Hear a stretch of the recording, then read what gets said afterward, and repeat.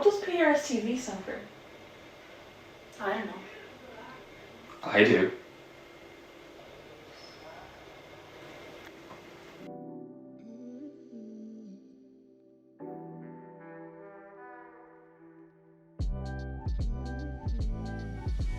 PRSTV is the electoral system that we use in Ireland. It dictates how we vote and how who we vote for get elected into the parliament that we vote them into. We use PRSTV for local, national and European elections, but for illustrative purposes in this explainer I'll only be talking about the Dáil. The first part of PRSTV is proportional representation, which is a fairly self-explanatory term. In an Irish context it means that we have one TD for every 20,000 to 30,000 people.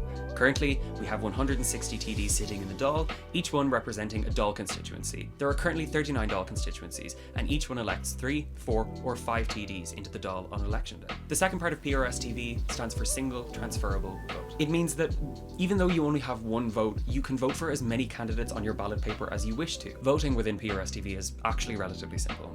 Put the number 1 beside your favourite candidate and the number 2 beside your second most favourite candidate, and then 3, 4 and 5 and so on. At the counting centre, all of the constituency's votes are tallied up. The number of votes that candidates require to be deemed elected is then calculated according to a formula with the unfortunate name of the Droop quota. The Droop quota is the number of valid votes divided by one more than the number of seats available, with 1 then added on at the end.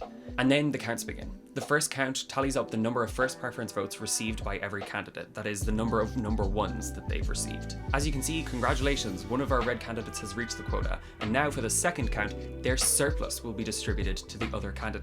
This means the counters will go through all of the red candidates' votes to try and find out the proportion of number 2 votes afforded to every other candidate, and then the surplus of votes will be distributed amongst those candidates. Here, as it would probably happen in real life, the second red candidate gets an awful lot of the first red candidate's surplus, but no one is deemed elected, so we move on to count 3. When no one candidate reaches the quota, the lowest ranked candidate remaining is eliminated, and their entire vote gets distributed to all of the other candidates, again in the same proportion as previously, but this time it's all of their vote and not just the surplus over a quota. So as you can see, the yellow candidate is eliminated, their transfer is managed to elect the purple candidate, and then we continue on and on until all 4 of our seats have been filled. And that's pretty much the gist of how we vote in Ireland. There are some finer details, but we don't have time to cover those here today. So if you want to find out more, you can go to askstev.ie, even though that's not actually a real website yet, to find out anything that you might want to know about politics and citizenship in Ireland. Thanks for watching.